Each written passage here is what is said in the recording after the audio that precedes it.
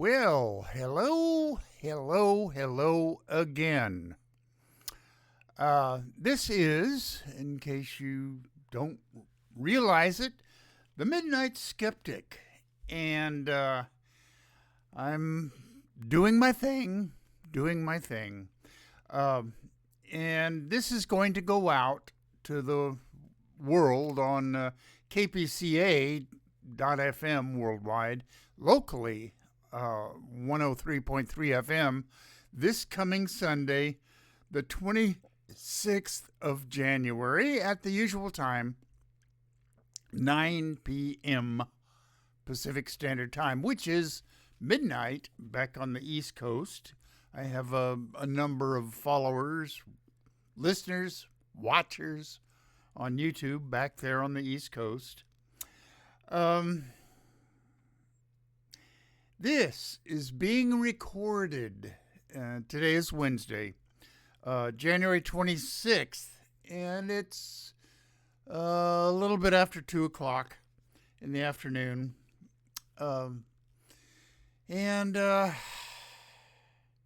This week has not gotten off to a good start, as I knew it wouldn't, because of the orange sociopathic bloatbag.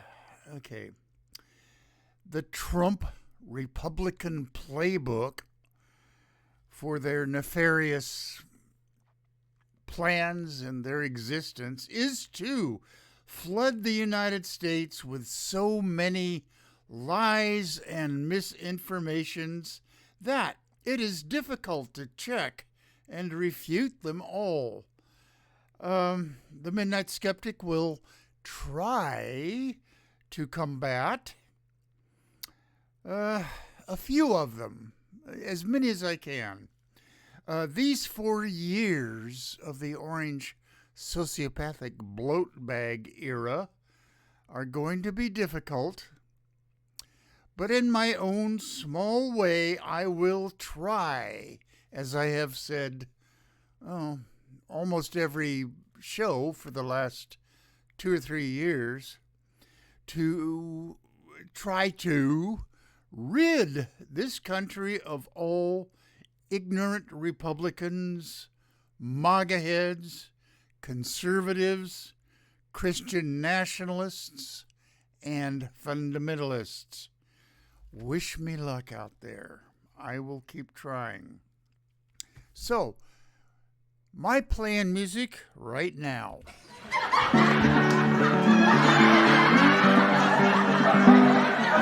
You are listening to KPCA LP, Petaluma, California, at 103.3 FM and worldwide at www.kpca.fm. And this is the Midnight Skeptic. The views of the Midnight Skeptic are not necessarily the views of KPCA or any of its affiliates.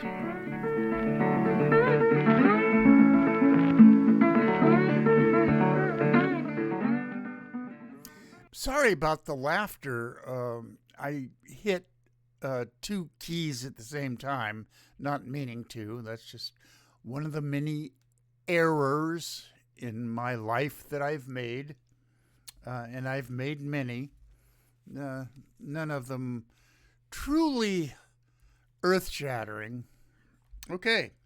The MAGA world, these American flag-patterned hats and windbreakers, and sometimes the whole body uniforms of the American flag, or Trump flags, or Trump one garments.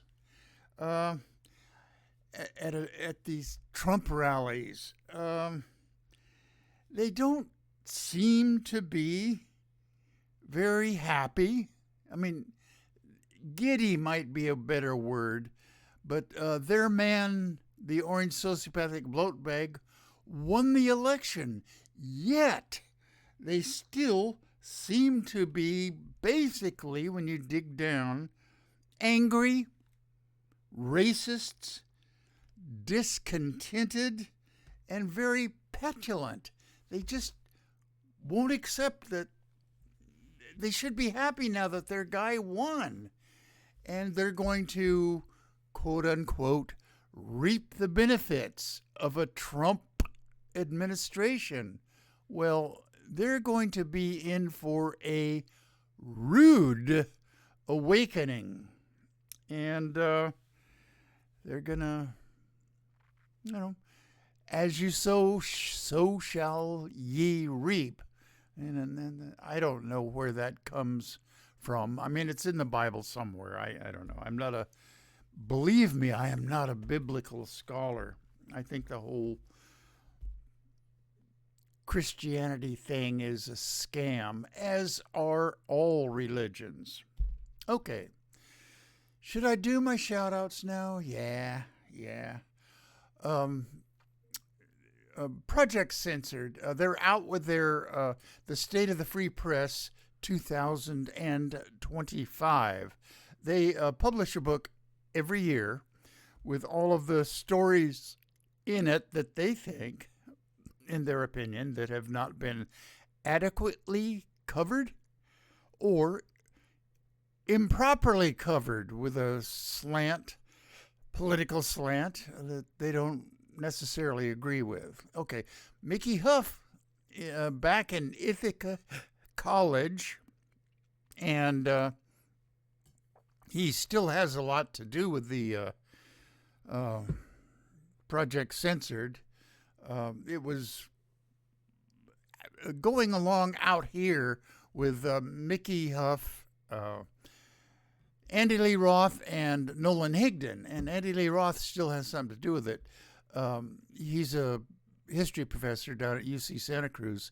And now I understand that Nolan Higdon is a history professor down at UC Santa Cruz as well. He moved down there from Cal State East Bay down in Hayward.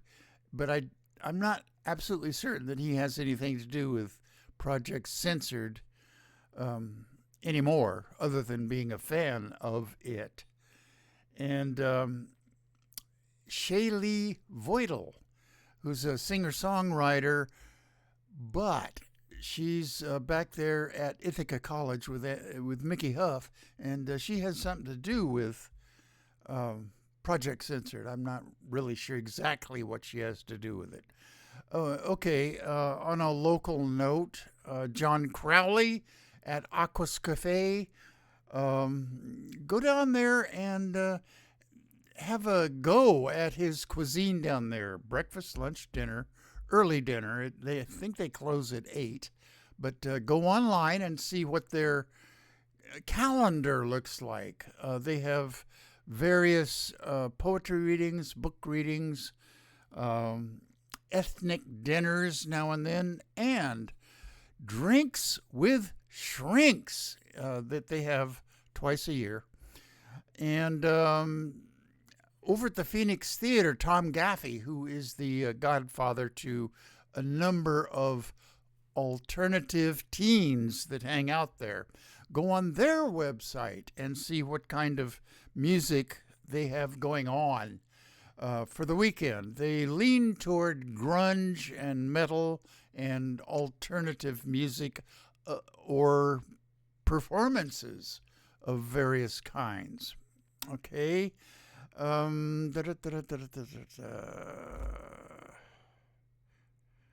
B'nai Israel and Reverend Ted,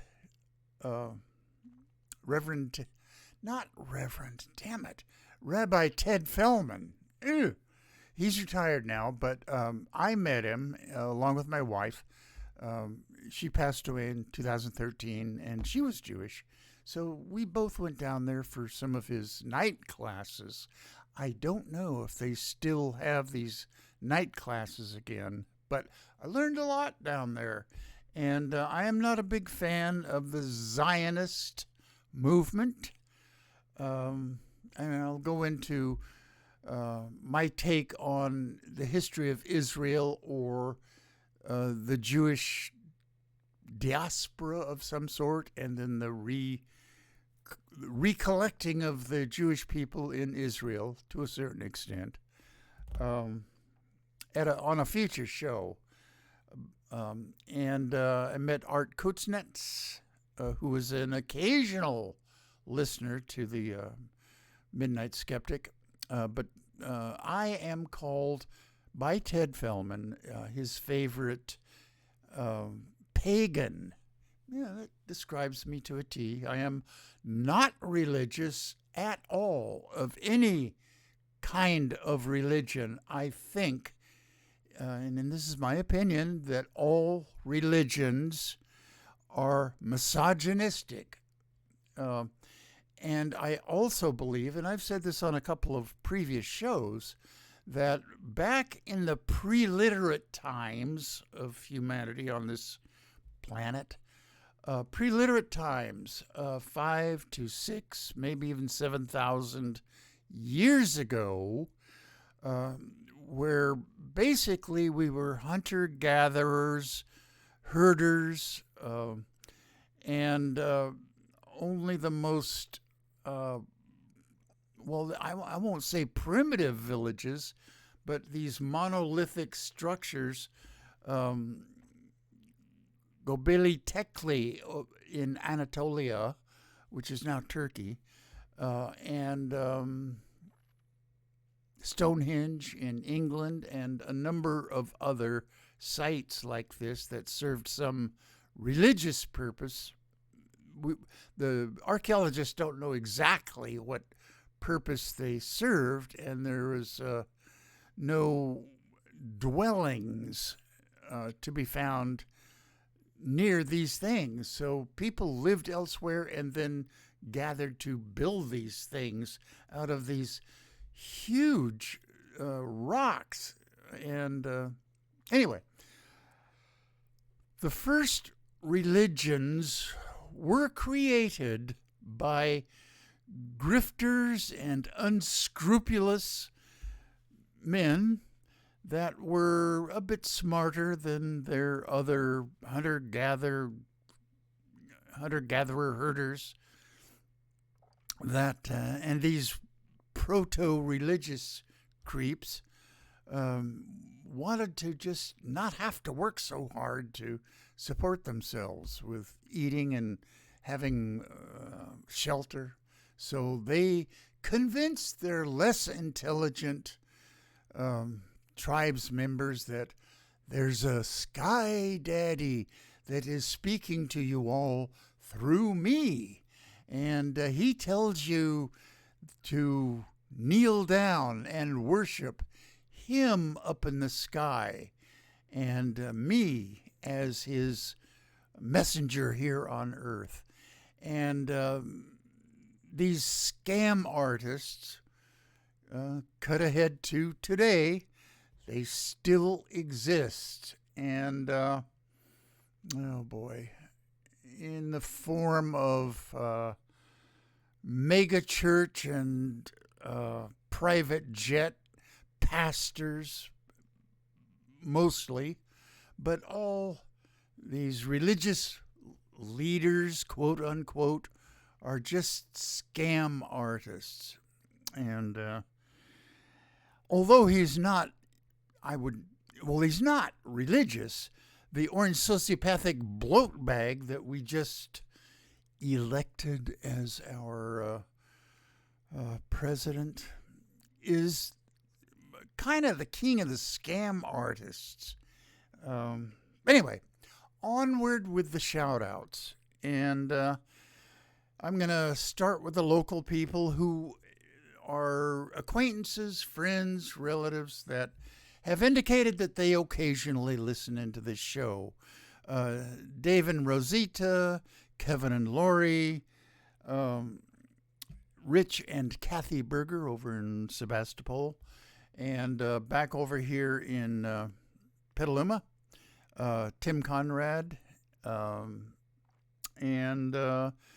down a little ways on the peninsula to Tiburon, Dennis and Megan, and then further down to San Francisco, Yvonne and Rick, Pacifica, Stan, and Kathy Gustafson. He's a retired city attorney of Daly City. And then further down to the L.A. area, Aunt Jackie and Samantha and her little boy Dave, and then Melanie, who has taken up residence in Austin, Texas, a little island of sanity, blue sanity, Democratic Party sanity, in a sea of red hate and ignorance. Okay? Arkansas, Shannon Reed. Over to Florida, Nelson and Alice Lydell. He's a retired United States Public Health Service officer whose specialty was breathing apparatuses and face masks. And then over to the other side of Florida, Amelia Beamer, editor, novelist, and mentor to some budding writers. And then up to Raleigh-Durham area,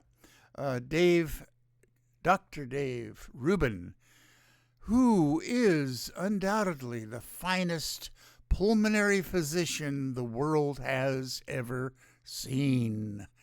He retired ultimately from GlaxoSmithKline, and he ran studies on their new drugs to make sure that, well, they worked, and the side effects of these drugs were not worse than the disease they were going to cure. And he and I roomed together back in the late 1970s, in San Francisco, and he was a physician up at UC San Francisco Medical Center in Parnassus Heights, if you're familiar with that area. But anyway, about 2/3 of his time was spent researching endothelial cells and the enzymes that they secreted. And then the other third of his time was in seeing patients. Clinical hours is what I'm trying to think of. Okay, further on up to Long Island, Geraldine Goldfinger, and then finally back to the West Coast and up to Sonora, California. The gang up there, Robert Finnegan, happy birthday, Fig, and Bob and Sandy Fisher and their two brood, Brad and Martha, Darrell Larson, the bronc riding rodeo circuit, local rodeo circuit guy from our high school class, Judy May, Kathy Francis, and Lynn Quayle, who splits her time between Manhattan, New York, and Sonora, California. Quite a contrast. And further on up, Highway 108, John Gleason and his two daughters, Tiffany and Jennifer. And again, I have to apologize.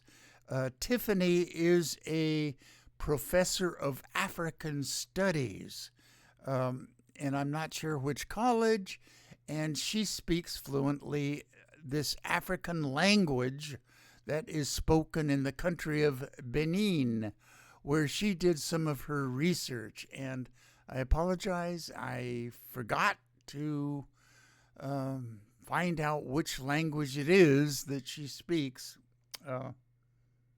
Anyway, I promise you once again, that I will find out for next week's show. And then, all the way down to Mexico City, Rosamalia Lopez Negrete, who is not a big fan of Mexico's new president, Claudia Sheinbaum. She calls her a communist. Well, she's not, but I'm a big fan of her. She would fit right in if she were here in the United States, along with Alexandria Ocasio-Cortez and Bernie Sanders and other politicians of that ilk. I wish her well, and she stands up to the orange sociopathic bloat bag. Okay, I need a sip of water. Okay. Okay, I promise that I will start off every show with good news, and I have good news for you. Ruby Freeman and Shay Moss, the two Georgia election workers who sued the clown Rudy Giuliani, who is 80 now, for defamation. They finally settled this whole thing, and with him, they are not going to get as much money as they had originally sued and won for. But he was delaying and pleading poverty and filing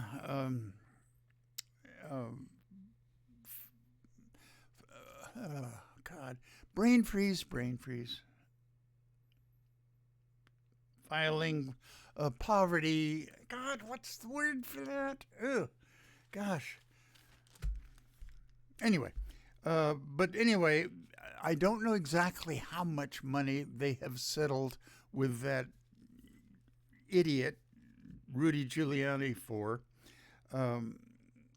If it went to trial, he would have lost big time. But they are allowing him to keep his New York apartment and his Florida condominium.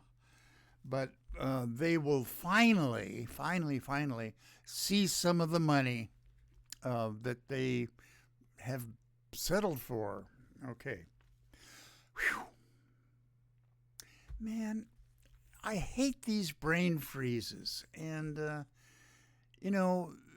the right word will pop into my mind probably sometime during this show. And when it does, bankruptcy.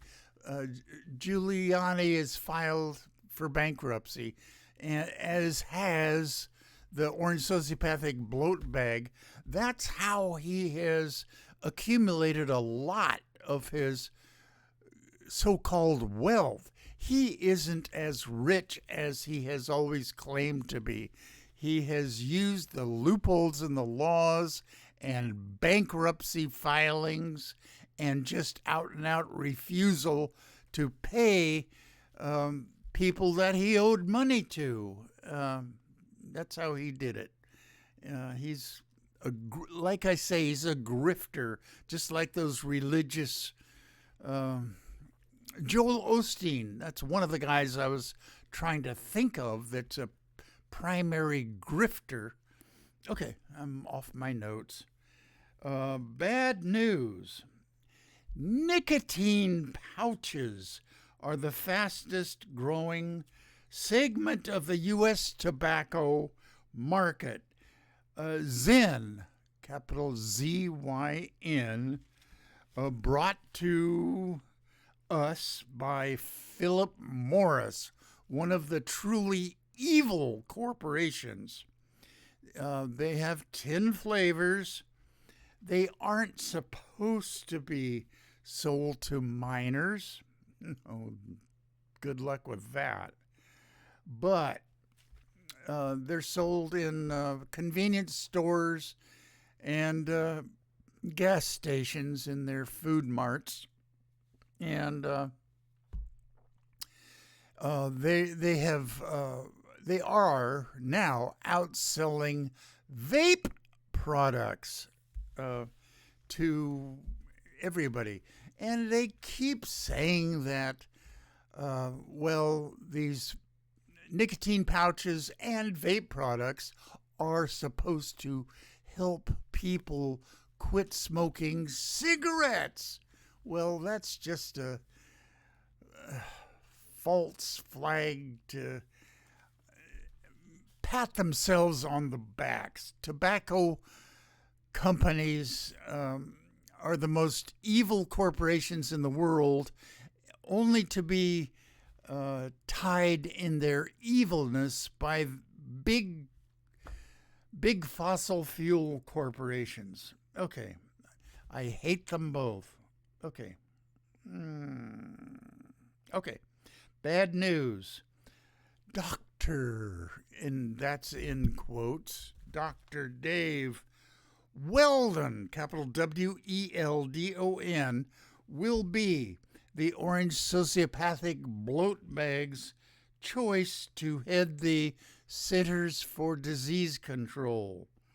He thinks, wrongly of course, there is a cause and effect link between childhood vaccines and autism. I went into the Andrew Wakefield debacle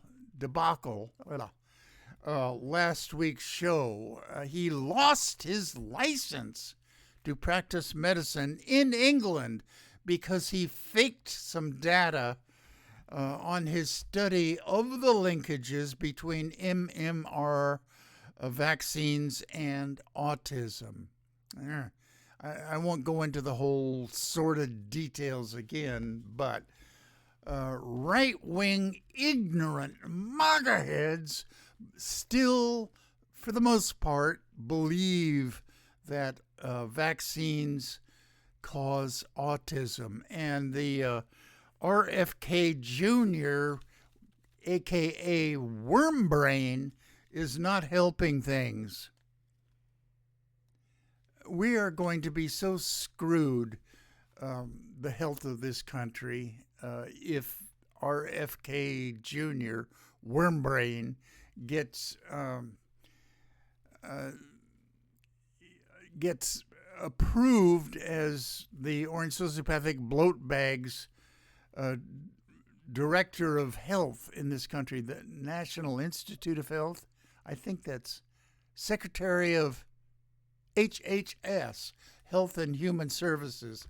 That's what the Orange Sociopathic Bloatbag has nominated to head this very important cabinet position, among others that he's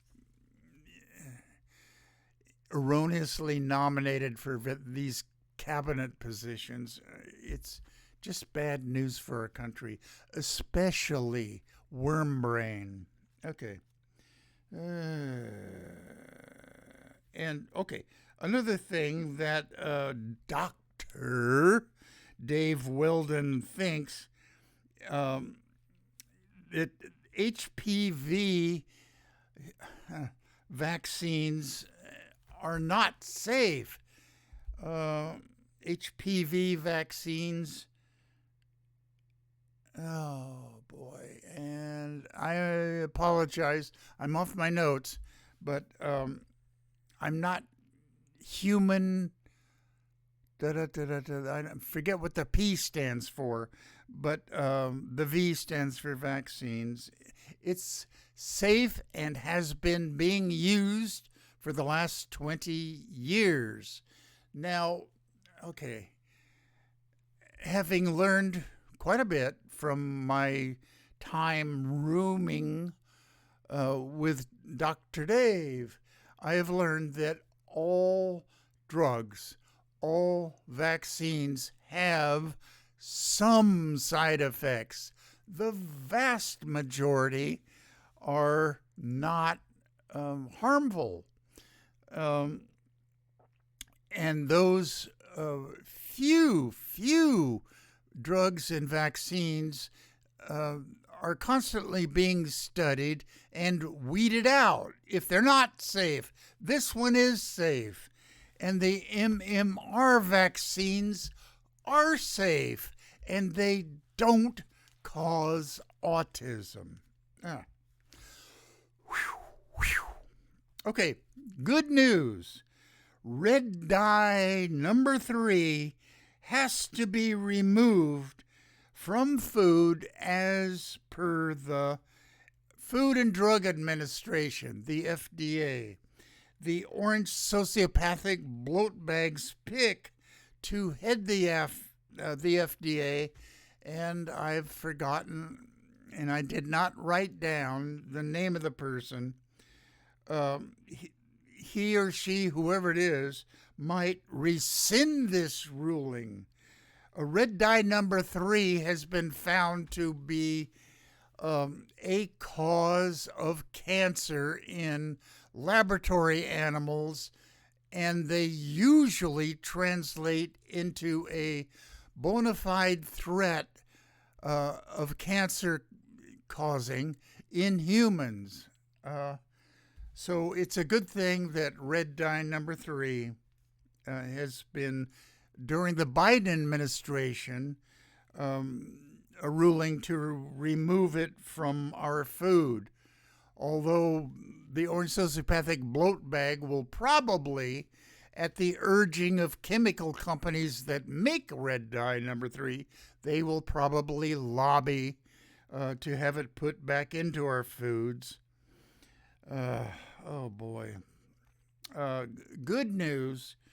Oregon has seen union membership grow 23% since 2013. Mostly it's in education, behavioral health, and social services. All the things that MAGA heads hate and are in bad need of, meaning they're in bad need of more education and mental health services. All MAGA heads are in need of those things. Horrible but expected news. Tommy Tuberville, the stupidest football coach in history, he's a Republican senator from Alabama. Of course he's a Republican.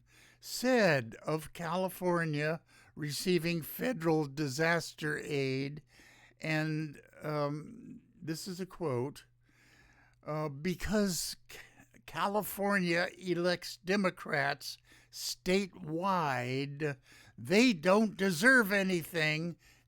And he's talking about federal relief, disaster relief funds. To be honest with you, they don't deserve anything, to be honest with you. Tommy Tuberville. And he is giving other Republicans a run for their money to be considered the stupidest senator in the United States.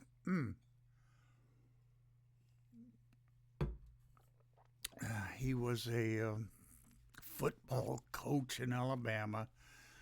He had a good reputation for Alabama having usually a winning record under his coaching. So for that reason, Alabamans, who are the least educated and stupidest people on earth, they elected him. Okay, bad news. I got to do a time check. Okay, I got plenty of time today. Bad news. The Trumpian and right-wing attacks on the transgender community continue unabated. The orange sociopathic Bloatbag, just signed a executive order or a memorandum or something. I don't think this is a law, but it's the official position of the orange sociopathic Bloatbag administration that there are only 2 genders, male and female, that are determinative at birth. And oh boy, in my own opinion, gender dysphoria is a real thing. And, pediatricians and child psychologists and psychiatrists all agree, for 99% of them agree, that gender dysphoria is a real thing that affects kids at various points in their lives, and which causes them discomfort in their own bodies, and they need some sort of treatment, medical or psychiatric or psychological treatment or help, however you want to categorize it, to help them align their inner being with their outer being. And after they turn 18, they can make the very life-changing decision about whether to proceed with further surgical alignment of their bodies with their inner being. And MAGA heads and ignorant Republicans hate that. And I want to say that that type of surgical sexual alignment is not done to minors under the age of 18. And MAGA heads, those ignorant asswipes, continue to call it mutilation or horrible surgery or whatever words they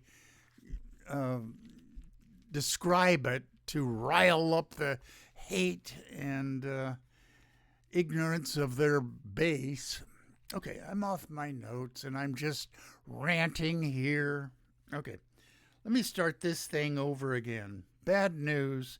The Trumpian and right-wing attacks on the transgender community continue unabated. And then I went off on my own. Okay, the GOP spent in this last election $215 million in negative ads to convince ignorant MAGA head base that transgender women,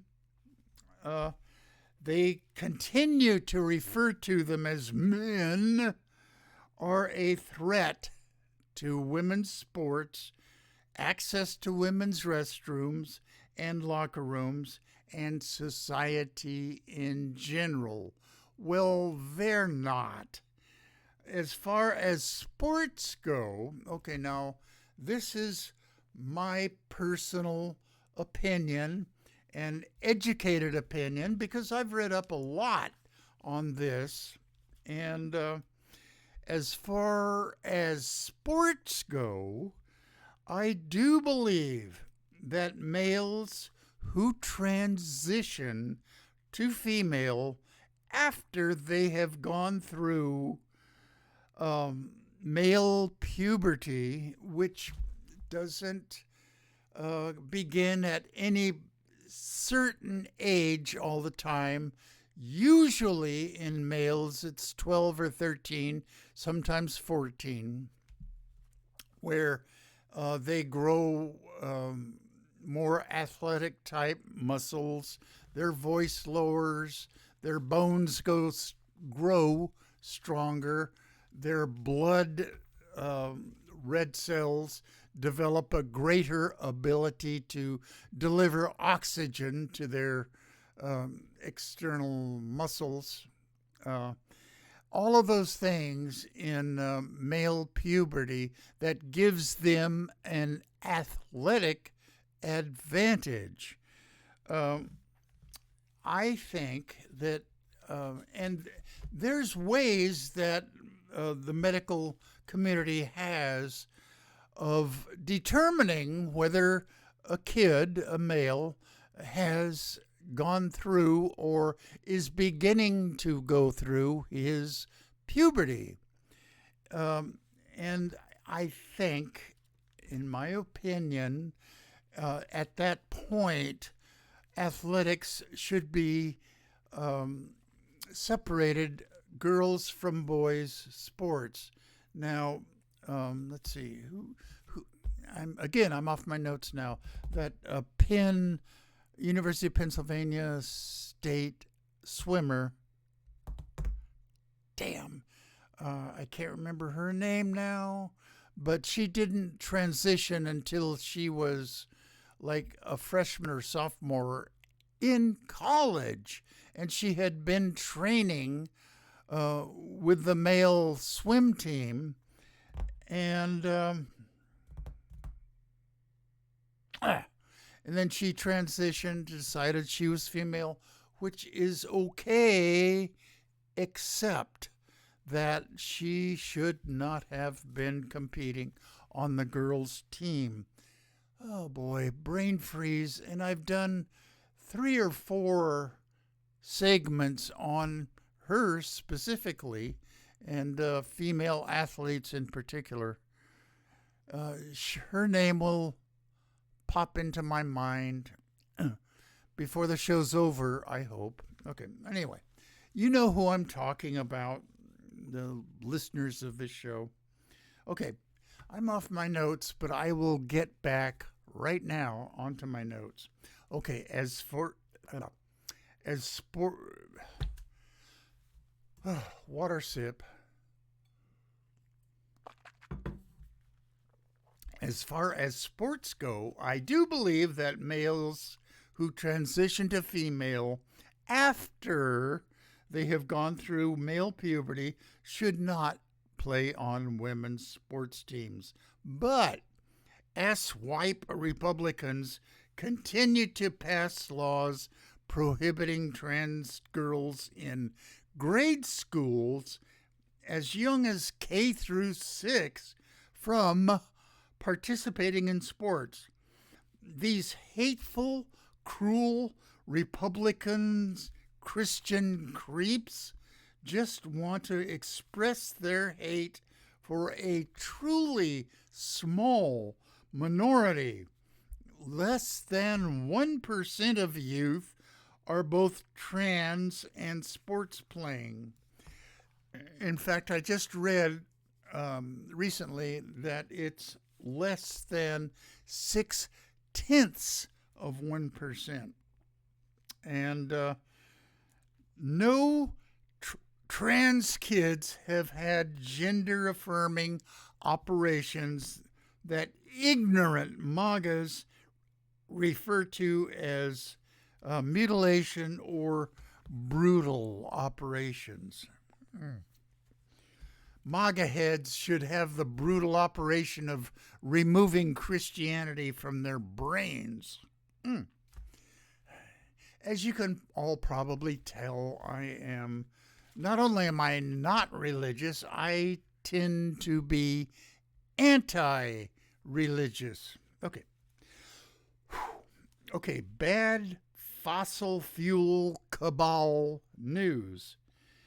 Talking points from fossil fuel funded think tanks are being spread on X, which used to be Twitter and is now owned by Elon Musk, our co-president, among other social media outlets. Plastic producers and agricultural chemical producers have jumped on board. Their talking points: natural gas is clean. False. And number 2, use the term responsible when describing fossil fuel companies as often as possible. Use the word responsible, clean, and green as much as possible. And denial rhetoric says climate change is either 1, not happening, 2, not that bad, or 3, not caused by humans, or it's being adequately taken care of by carbon capture technology, which is a scam in itself.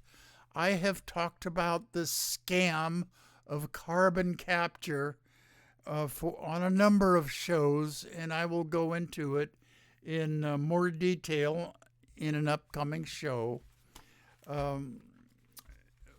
I can't think of an environmental organization, a nonprofit, or of all of them that I kind of follow here on my, smart computer, desk computer, any of them that favor carbon capture as a legitimate way of mitigating the growing amount of CO2 in our atmosphere. Okay. Good news.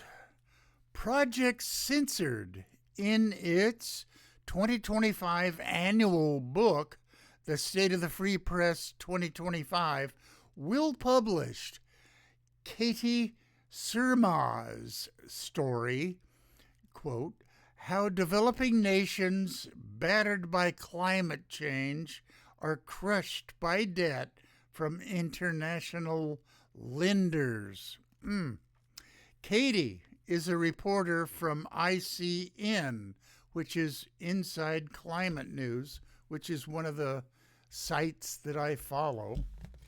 And she focuses on international environmental law. She is a lawyer, but writes for various publications and has an MA in investigative journalism from Arizona State University. A very brilliant woman. Okay. Bad news. Cecile Richards, the former president of Planned Parenthood and daughter of Ann Richards, former governor of Texas, passed away on January 20th of this year, a couple of days ago, from brain cancer at the age of 67. I'm sure that hate-filled, so-called pro-life Christians are shouting, "Thank you, Jesus," because she passed away. I'm sure that some of the more ignorant and hateful MAGA head Christians are shouting, "Thank you, Jesus." You might think from listening to me ranting that I am full of hate too. And I have a little bit of hate in my system that I do get out via this show. And I try to be a happy person generally in my life. And I think, anyway, that I have led a good life. I've made mistakes in my life and have made some hurtful decisions in my life that have hurt some females in my life, none of which were bad enough that they wouldn't recover from. Just, I was an asshole a couple of times, but generally I think I'm a good person. And I like, I'm not a Buddhist, but I like some of the thoughts and sayings of the Dalai Lama, one of which is, anger is the Anger is the ultimate destroyer of your own peace of mind. I try to live by that, okay? But this program that you're watching now or listening to is a way that I get it out of my system. I've been doing it for 7 years now, and basically, I'm a happy person. Okay. I'm way off my notes. Okay. Okay. Real good news, wonderful news. Thailand is ready to embrace diversity and accept love in all its forms. The Prime Minister, Paetongtarn Shinawatra, signed a bill allowing same-sex couples to get married. She said, quote, "This could be a model for the world." Here, here. Says, okay, no, she didn't say it, although she's the prime minister. Says, Kitanun Damrad Haj, and he is president of Thailand's Rainbow Sky Association, a LGBT advocacy organization. Okay. Bad, but not expected. Bad, but expected news. The orange sociopathic Bloatbag is demanding an apology from the Episcopal bishop at the National Cathedral, Marianne Budde, Budde, because she asked the orange sociopathic Bloatbag to have mercy on the LGBTQ community and migrant undocumented workers. He called her last night.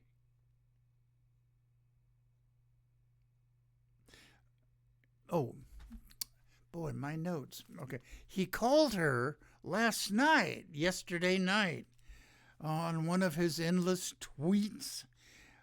He called her a so-called bishop, a radical left hardline Trump hater. Wait, well, that describes me. I'm a radical left hardline Trump hater. Okay, all of my listeners and watchers out there, what you should do is watch Friday's Fox News program, Fox and Friends. I think they're in the morning. And anyway, the orange sociopathic Bloatbag phoned in to them, as he usually does. And he just, for about 30 minutes, just rambled on, and in his hate-filled, rambling way. I'm talking about the orange sociopathic Bloatbag phoning in. He is a rambling, incoherent, angry old man. He truly, this isn't just me saying it to be, hateful of him, although I am. He is mentally unstable, and he has the nuclear codes now. Oh my God. Are we as a country screwed or what? Oh.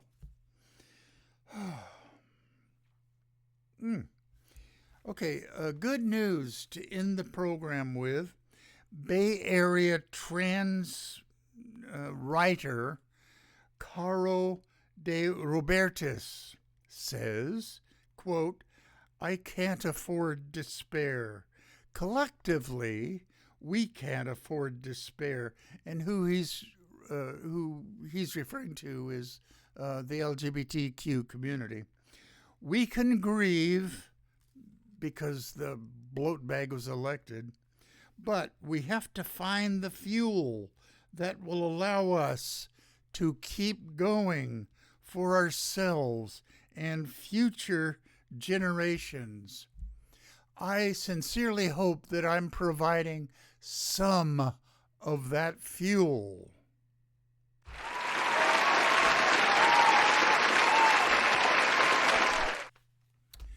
Okay, that ends the show. It's 55 minutes, so here's my play out music.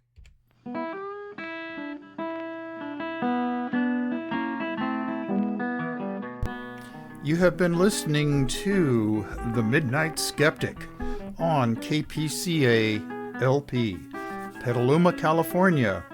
And we're at 103.3 on the FM dial and worldwide at www.kpca.fm. Support community radio at patreon.com/Petaluma Community Access. And remember, think critically, think logically, but live joyously, and most importantly, pet your cats.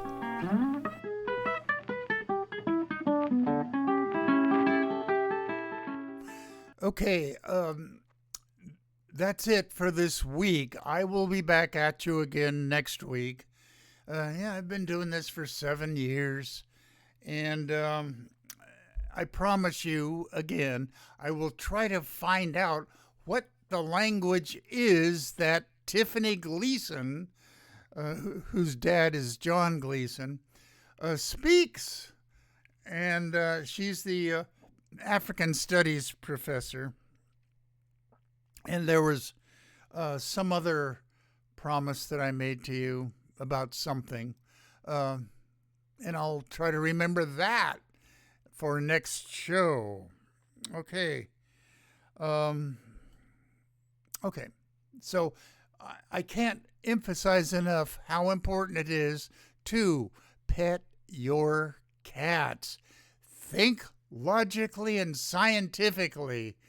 Think rationally, and you'll never be a Republican or a Christian. Bye-bye.